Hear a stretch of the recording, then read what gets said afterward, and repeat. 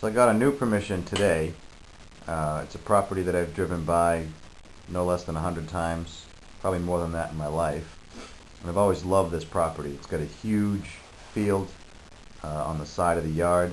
It's got a nice yard, a beautiful log cabin. I moved the truck to the other side of the road. There's the guy's cabin, house.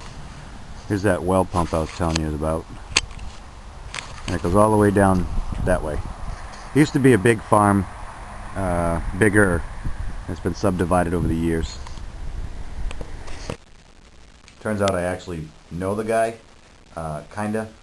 His family had a summer cottage down the street from my parents' house where I grew up on the lake here. And they were there occupying their cottage the same time that I was growing up in the neighborhood, so I went to school with one of his, I think it was his second cousin or something like that. I don't know. I was there for 4 hours. So a good test hunt, I guess you could say. I'll hit it again on another day, you know, if there's time and the weather permits. So let me show you what I got. First item I dug was this, I think it's like some kind of saddle rivet. My first actual diggable signal. This place is loaded with steel, rusty nails and that kind of things from the barn and whatever other building was torn down. A couple inches down, you see we've walked all the way from the truck way down there, aimlessly in a not so straight line. And there's the first piece.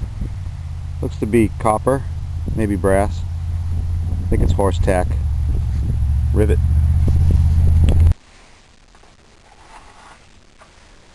I've already electrolyzed this. It's a 65 Washington.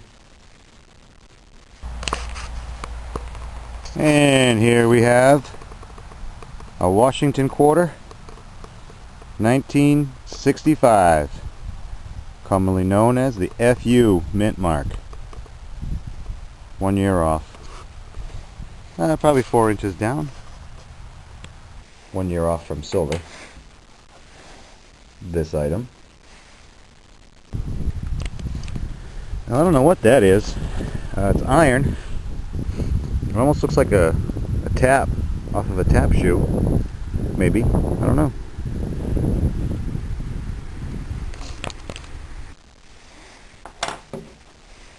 This big old chunk of iron.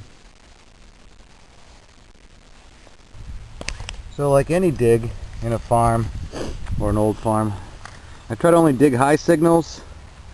I avoid mid signals unless they're really dead on, no jumping at all, and not a pull tab signal. And I dig big iron. This is what I would call big iron. This is actually 2 links off of a conveyor belt. You could imagine this would be like a giant bicycle chain going around a huge gear that would turn some sort of automated piece of farm equipment, either in a building for the milking process, or outdoors for maybe feeding process or something. This bell, I've gotten most of the dirt out of it already. One of the things on my wish list when I came out here was a bell. That's a cradle bell. I don't think it's a cow bell. It could have been. I don't know what the farmer used on his cows if he had bells on them. This could have been from a cow. Could have been part of a sleigh bell. There'd be, 6 or 8 of these attached to a strap of leather hanging off of the horse on the horse-drawn sleigh for sleigh rides. A lot of the fields in this area would get used for sleigh rides and hay rides during the winter months back in the day. Cool. See if I can get her to ring. Oops, again.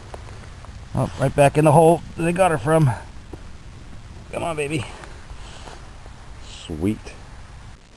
And yes, it kind of rings. This thing here, shortly after I dug it, guy showed up, Texas guy in New Hampshire, and I showed it to him, and he confirmed what I thought. He said it looks like the cover that goes over a hypodermic needle for animal vaccines. And we got one of these. It almost looks like a lipstick cap. It's way too heavy duty. It's threaded on the inside, knurled here, which suggests a hand screw type of application. And this side is just blank. I wonder if it's a cover for some sort of sharp object that you don't want to get hurt by. So you have a cover for it. I don't know. Down there, about 6 inches deep.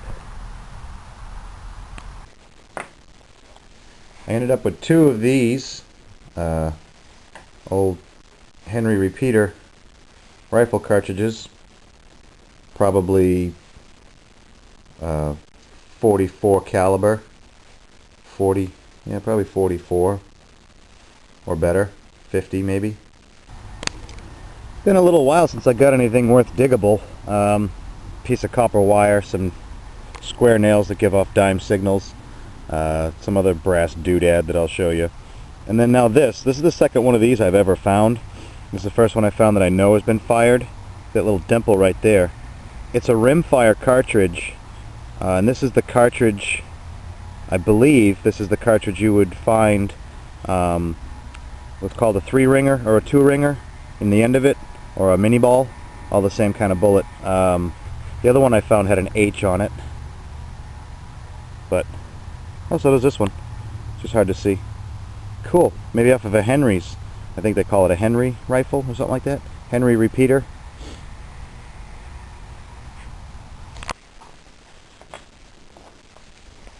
The whistle, which I have not cleaned up yet to see if it still works or how old it is. Alright, first one of these I've ever found. It looks like a referee's whistle. It says the Acme Thunderer, made in England. I don't think it's silver. It's full of dirt. I don't even know if it's, but that's definitely steel here. So this is probably like nickel plated or something, chrome maybe.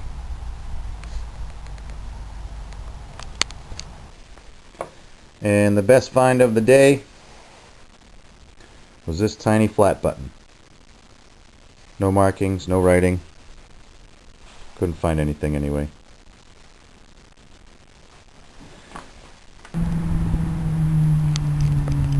Once again, the Ace 250 with the double D coil has impressed me. That is a small button, probably either a cuff button or dress shirt button, collar button or whatever. It's definitely old. I'd say 1900s, early or late 1800s maybe. But look at that. Okay. Let me just get my digger. This is a foot. This wicked digger, all my wicked diggers at these little ones anyway, they're a foot long. Okay. There is the hole where that little tiny button was. Alright. Now it could have been, this is the last couple of scoops, so it's probably a good 7-8 inches down anyway. So, pretty cool. And the garbage. I did dig some garbage. A lock hasp. A bottle cap with still a piece of the bottle on it. Steel strap. This aluminum piece, which I recognize, but I can't remember exactly what it is. But I do recognize it. I just can't think of it off the top of my head.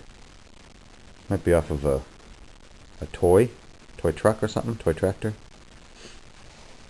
Again, no markings that I can see. And the traditional trash, 30-06 casing and the bullet to go with it. A super rare red pull tab. A beaver tail. Some scrap piece of pot metal or copper of some sort. And some square nails. And that's an aluminum can. And some tin foil.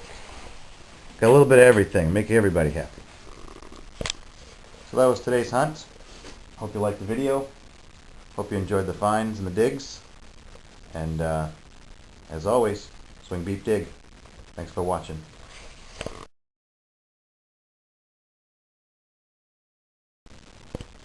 I just want to give you guys a quick update on this hypodermic or syringe cover.